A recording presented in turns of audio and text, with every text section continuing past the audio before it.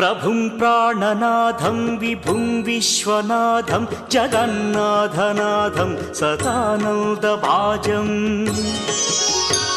भवद्भव्यभूतेश्वरं भूतनाथं शिवं शङ्करं शम्भुमीशानमीडे गळेरुण्डमालं तनौ सर्पजालं महाकालकालं गणेशाधिपालम्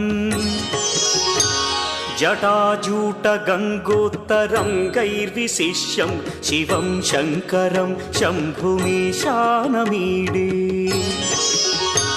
मुदामाकरं मण्डनं मण्डयन्तं महामण्डलं भस्मभूषाधरन्तम्